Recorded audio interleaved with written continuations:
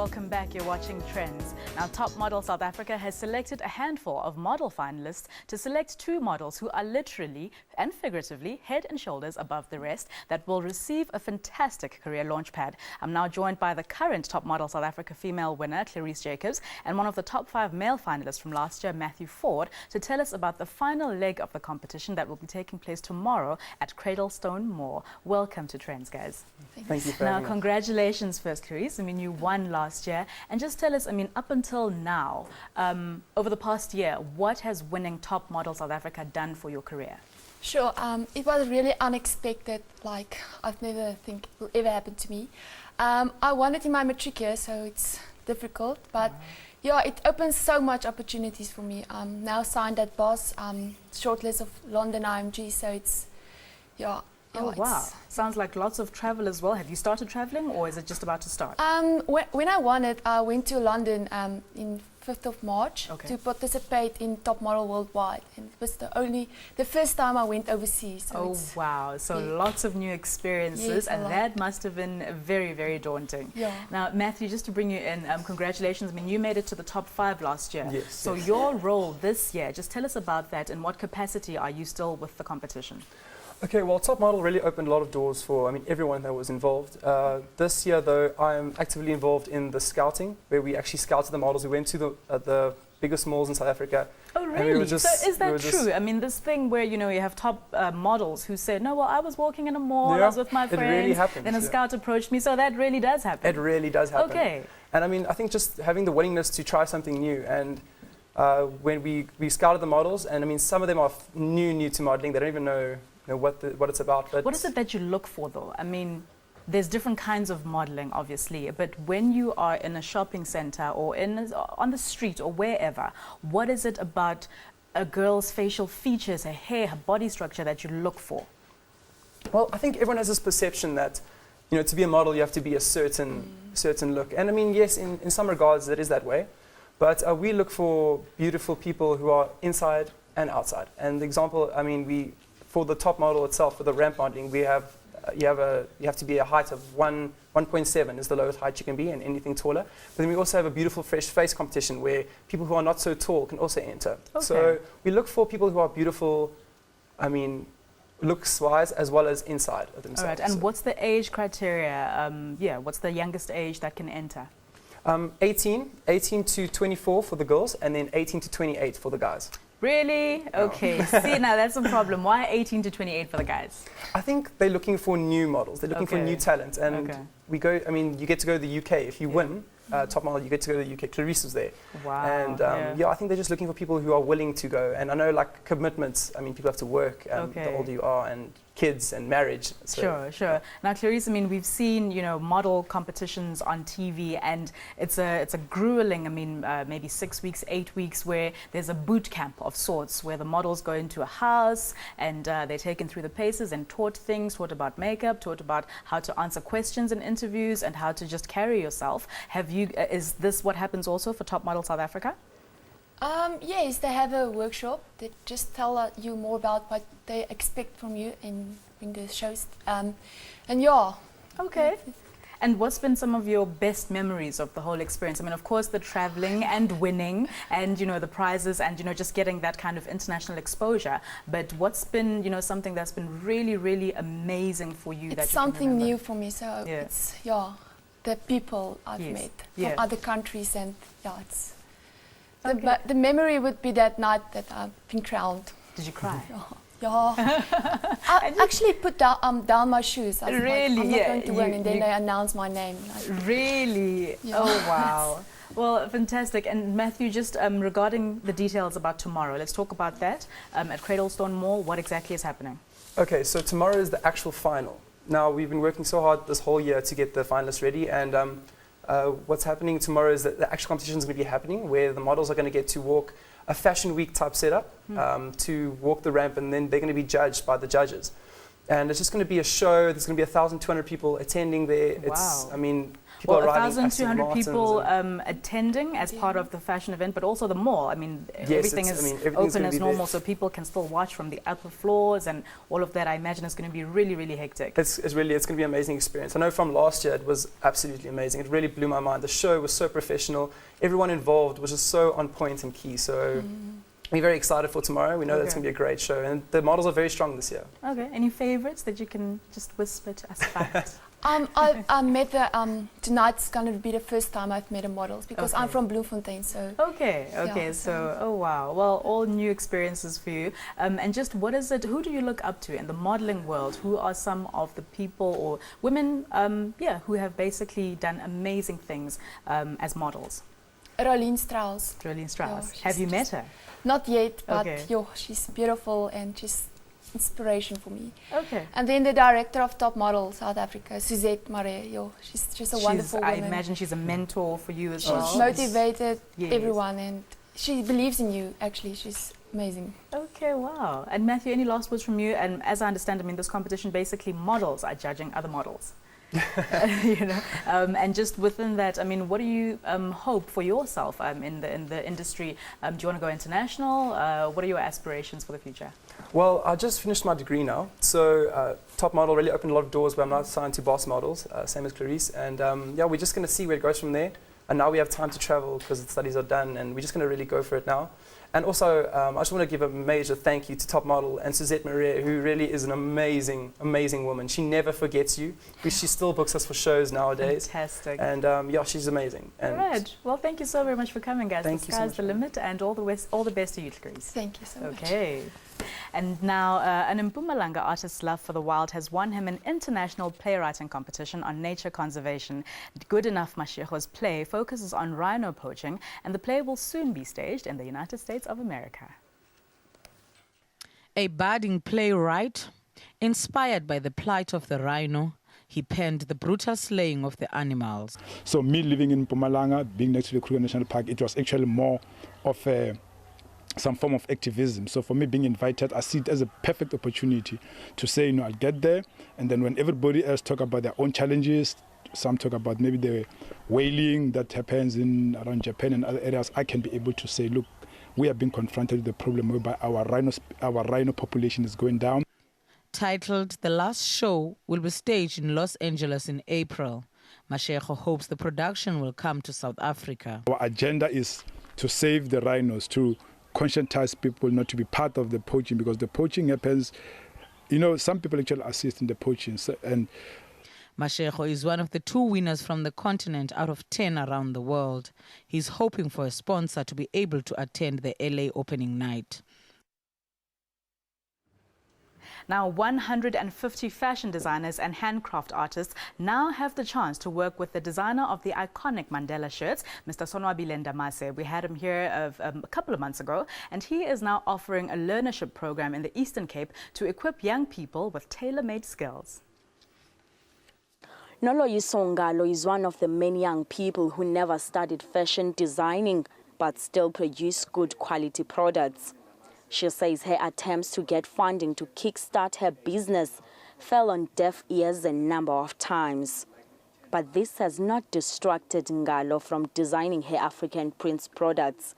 She is hopeful that if she is accepted in the learnership, her dreams will finally be realized.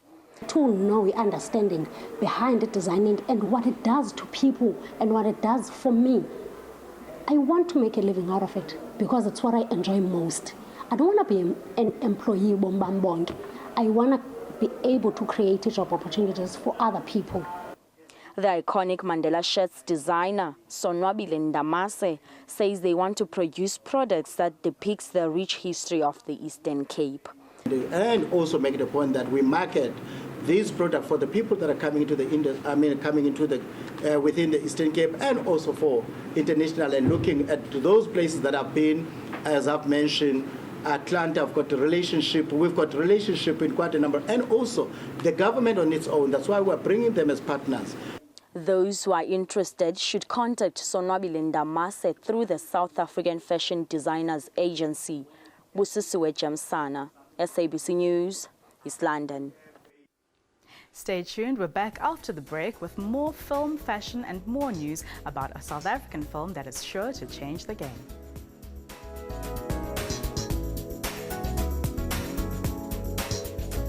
Welcome back. You're watching Trends. Now, world-renowned photographer Roger Ballin has lived in South Africa since the 1970s, and he is currently showcasing a collaborated exhibition called The House Project at Gallery Momo in Rosebank, Johannesburg. Ballin worked together with Italian curator and writer Didi Bozzini on the project, which draws on the analytical psychological theories of Carl Gustav Jung and consists of an interesting art photographies that dates back from the 1980s. Born in America, Roger Ballin has worked and lived in South Africa for the past 33 years. He holds a number of accolades under his belt. He has exhibited other projects like Boyhood, which was showcased in art galleries in Europe, Asia and North America. And it's no surprise that this recent project, which he collaborated with Italian curator Didi Bozzini, is a crowd puller. This exhibition, which is a collection of photographies, was inspired by extracts taken from his published book, The House Project, which describes the metaphor of the human mind as a house. Titled The House Project, the exhibition has been divided into 4 sections: the ground floor, the first floor, the attic, and the cellar. My work has evolved in all sorts of ways over this period of time. And so the earlier work was more documentary, and the later work is, we call it more art. This project deals with a book that I just produced called The House Project. And the house is divided into 4 floors. And each floor symbolically, metaphorically, represents something about the human condition, the human psyche, the human experience. So as you go through the exhibition, you can keep these concepts in mind as you look at the photographs. Ballin's fascination with the subconscious mind focuses on the sense of absurd and the exploration of a world on the fringes of society and rationality. His works take the audience on a mind journey to explore spaces which are left untapped, and it also takes a work of a genius to experience that. I'm hoping the images have an impact on people's inner mind, their psyches, their inner selves in some way or another, and in some way helps them come to terms with parts of themselves that they might not necessarily be in touch with or have experience in one way or the other. So I hope the pictures help people grow a step or two in terms of learning more about who they are. The artist attempted to organize a series of photographs, regardless of date, that would guide the viewer along the path based on the visuals, from darkness to light, from cellar to attic. I work with visual elements to make these pictures. So if I could explain the work easily, I don't think they'd be very good pictures. So the pictures perhaps have a psychological impact on people, but I work with a visual language, so it would probably be a bad thing if the works were too easily explained.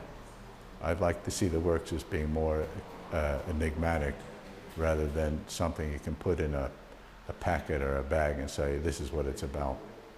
Ballin has previously written award-winning books which dates back from 1994 till 2014, and they are titled Asylum of the Birds, Shadow Chamber, Outland, and Platteland. He has also won numerous prestigious awards in photography and filmmaking. Lovely exhibition indeed. Now, as part of month-long commemorations in honor of one of South Africa's greatest but often forgotten heroes in the struggle for freedom, Robert Mangaliso Sobukwe, Robben Island in Cape Town is currently showcasing an exhibition about a man who helped found and led the Pan-African Congress. Sobukwe is a founding member and first president of the Pan-Africanist Congress. His activism led to his incarceration on Robben Island. Now, Sobukwe has been given a voice in the form of an exhibition. His life depicted on life-size canvases. His love for family also recognized. Even from the comments we heard from the public, public is saying that he's not actually recognized as a struggle icon like other icons. So they say that there's not even a school named after Robert Sobukwe. So there's really a cry in the ordinary public to say that we are not recognizing Robert Sobukwe to the best of his abilities, that he struggled for freedom as well. For his family, a long overdue tribute. He was a man of many interests, which he held dearly. He was a proud founding member of the Pan-Africanist Congress and very proud of his association with the Pan-Africanist Congress. But he wasn't just that. He was also a proud educationist, a teacher. It's something he held in high regard, the teaching profession, and he was that. And we want that whatever role we'd play to convey his legacy to as many people as we can. The public intrigued by his life. I was born in 1961, okay, and so those were the years and that. And I was always really interested in these figures, and I knew he was a great man, but not really recognized. I think this is fantastic that they can showcase this to the world and to the people who live in South Africa. It's important. Sobukwe died on the 27th of February in 1978.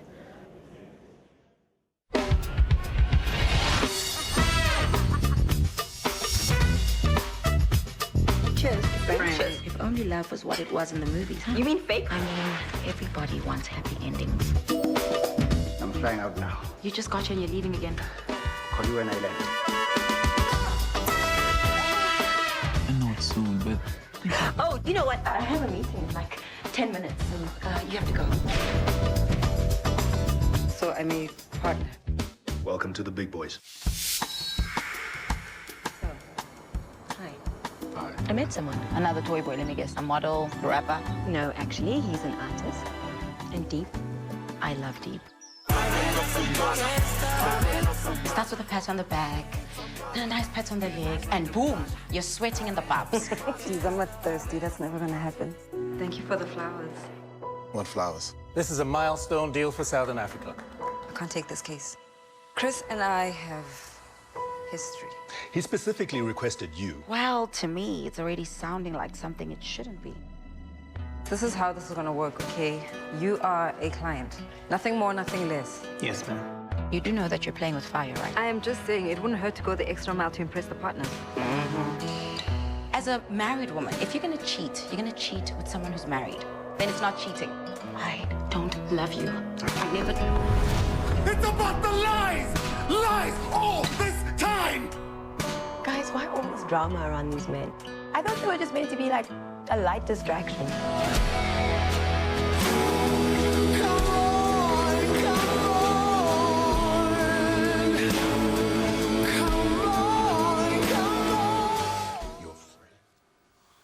Now, British author James Allen once wrote, "Man, sooner or later, discovers that he is the master gardener of his soul, the director of his life." And well, I have such a man in studio today, a young guy whose life direction has brought him to this here moment as director of the film whose trailer we just saw, the film called Happiness is a 4-letter word, and is by Thabang Molea's directorial debut for a feature film. He just hopes he's put together a decent film, and I say the levels of decent have just been elevated. Welcome to Trendz, Thabang. That's a beautiful intro. Thank you for having me. It's a pleasure. It's a pleasure. Thabang, we just saw that trailer. It looks absolutely fantastic. Now, you have actually been in the industry for quite a while, but doing a lot of drama. Right. And now this is the first film that has your stamp on it. Tell us about the journey to getting to this here point. The journey has been a very long journey, and I'd like to acknowledge my producers, Helena Spring, Bongi Silane, Junaid Ahmed. And one thing about them, sorry to cut you there, but one thing about Helena Spring and Junaid Ahmed, you know that when they are backing a film, it's bound to be a winner. Yeah, you know? Definitely. You know, I think a lot of the time it's, you know, a producer can really go out and get the money for the movie, but it's important to have a team of producers that are also as creative and that can push you and that can elevate you. So a lot of the time I was really challenged on this production, and that was just so that we could deliver a better end result. It's been a really, really long journey. We obviously adapted the movie from a book right. written by Cynthia By Jele. Cynthia Jele, yes, Yeah, yes. and Cynthia already gave us the groundwork. You know, she already gave us the basic foundation of the characters, the world that we're in, you know. Right. And it was pretty the much adaptation process, though, were you a part of that in any way? Because, you know, taking the book, and obviously there's been things that have been changed, and thus the republishing of the book, right. You know, to merge with the film. But were you a part of that in any way? I mean, it must have been such Yes. a process, you know, and just getting, I don't know, at that time, is that when you start seeing the characters coming to life? You know, because she comes to it from a writer's perspective, Sure. and you know, you're visual. Yes, Yeah. exactly. It's obviously, yes, I was involved quite early on in terms of the script development, but so were the producers as well, Helena, Junaid, and Bongi, because with their experience as well, and with what I've done in TV dramas, is we have a really good understanding of what works cinematically. Right. You know, but we always had the book as something to fall back on whenever we wanted to change something, or whenever we wanted to take a certain character in a certain direction.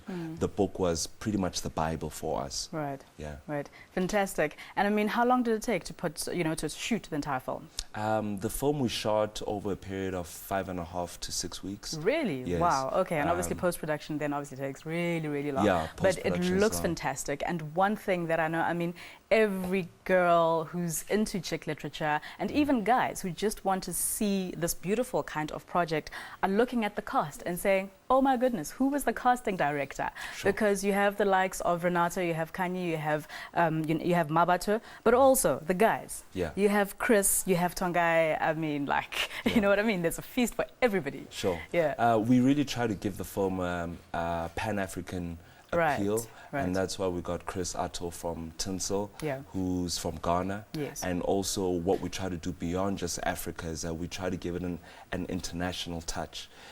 So we have Tongai, who's from Zimbabwe, but he's based in LA.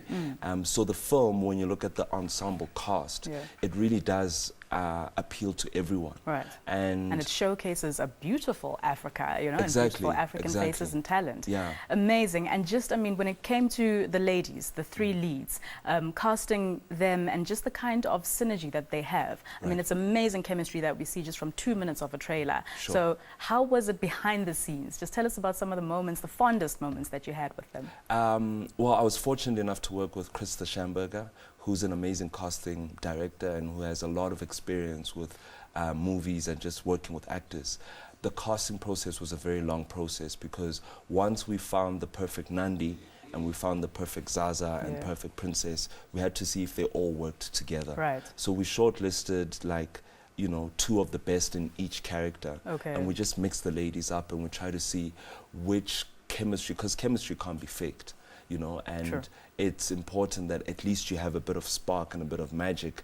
It allows me an opportunity to extend further on what's already there instead of trying to create something that's not there. Spoken like a true director. And what's your style? I mean, some directors are very much, you know, this is the script and this is how I want it done. But from what I understand, you are very collaborative in how you work with the actors, because some of them also have had projects where they've been behind the scenes as well. Yes. I do believe that my strength comes from being a collaborative director. I like sharing ideas. I always say that the script is just a guide, you know, and half the time when I'm shooting, we're not really looking at the script and looking at dialogue for dialogue, because that's not really, a lot of the dialogue is spoken in between the dialogue. Right, you know? and you just let things flow Yeah, naturally. you should We let things have flow. unfortunately run out of time, Tabang, but my last question is, what is the 4-letter word? It depends where you're coming from and who you are. Thank you so very much, Thank you. Tabang, and we look forward to this film. The whole country is. 19th of February. That's right. As Tabang has just said, diarize the date, ladies and gents. Happiness is a 4-letter word will be released nationwide at cinemas on the 19th of February, starring a talented bunch, leading with Mabato Muntu, Renata Sturman and Kanyimbao. It's a journey into the fabulous, driven, fashionable and sexy lives of 3 women and the complex webs of life and love they weave. We're back in a moment.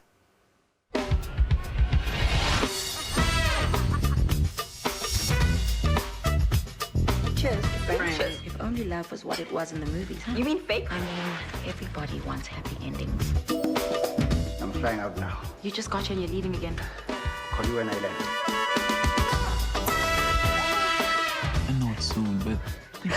You know what? I have a meeting in like 10 minutes, so you have to go. So I'm a partner. Welcome to the big boys.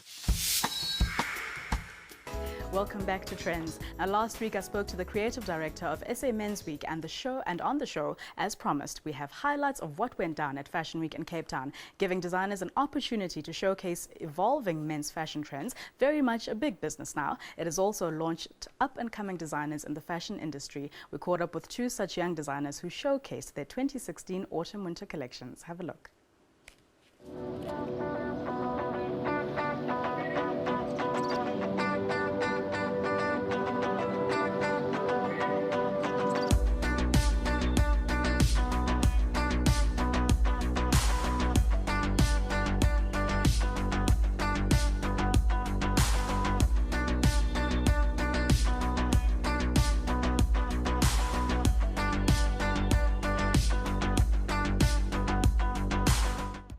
Usually Fashion Week only like here halfway through, most of the collections start getting really, really good. But so far it's been really good. Some really beautiful detailing, interesting shapes.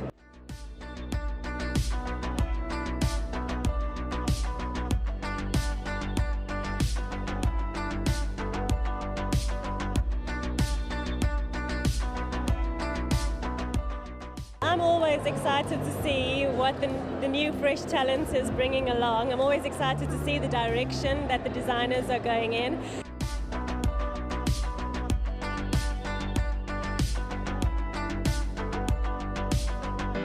I'm coming to see the Adrian Cato show. It's my first show of the Menswear Fashion Week. And I think that the Menswear Fashion Week is still growing its wings in Cape Town. So everyone's still like expecting a few surprises every now and then, which is nice because when you know what you're going to get and you know what's going to go down, it gets a bit boring. So it is quite exciting. It's an exciting space.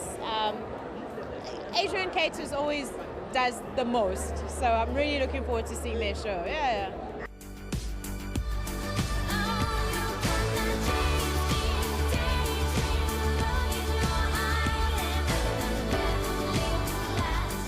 The collection started with our friend Georgina Gratrix that you saw in the seat drop. She was the main inspiration for the show. It sort of had a very tropical rainforest Amazonian feel.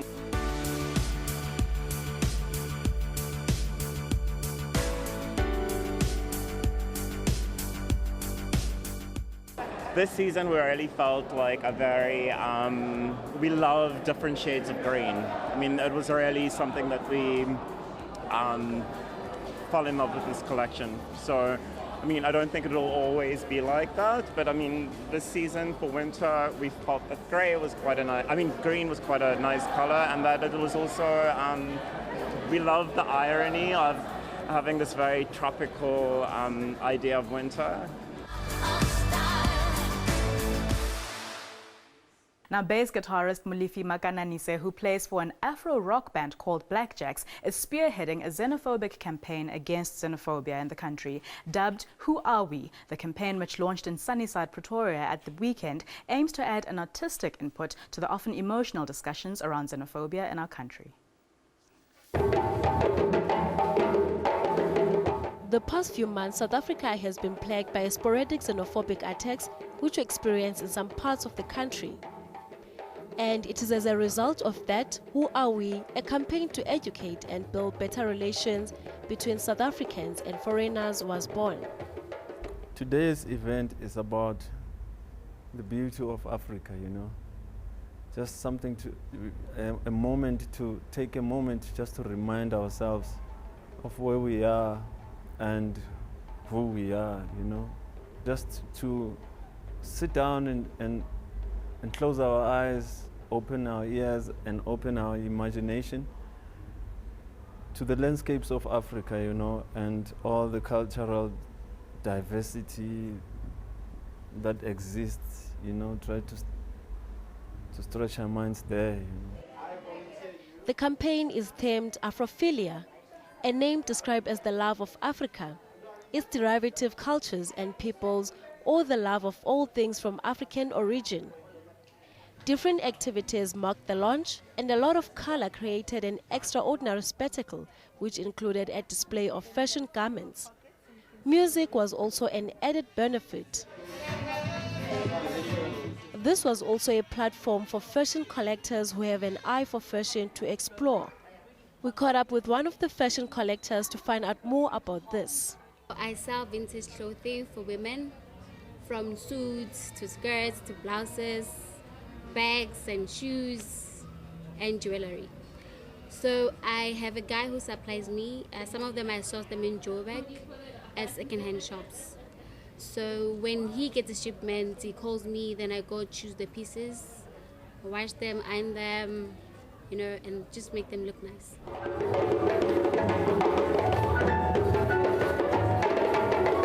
The main performance featured jazz musician Andile Yenana as a thread that explores the narrative towards Afrophilia. I just felt I could be part of it because it's something that also, you know, as an artist, you need to contribute in terms of, you know, a cultural space that needs to be heard, in terms of what it is that it wants to bring out that is different, you know, to people. Hopefully, you know, everybody can learn from that experience. We all go, you know, home and into our communities and be sharing some of these, you know, kind of interactions that we have. We're leaders in our own right, in our own spaces. So now and again, you need this kind of projects like these where we can all get together and share ideas and then go out again into the communities and spread out the good stuff, you know, and developments and pledges that are being made, you know, in terms of, you know, moving things forward culturally and just generally, you know, stuff about social cohesion. Since this was the campaign's main event, organizers hope their project can grow and reach millions of people across the continent.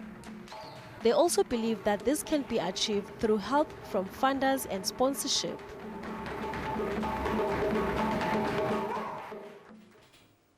Now, they are one of the most successful bands of the 20th century with more than 90 million albums sold worldwide. Earth, Wind and Fire gave us hit after hit that have been sampled and remade by hip-hop artists and soul musicians for decades. Their founder, Maurice White, aged 74, has died after suffering from Parkinson's disease. And one of my all-time favorite songs, September, is how we on Trendz bid him farewell. For more showbiz news from Africa and beyond, join me, Refiel Wemwilwa, next week.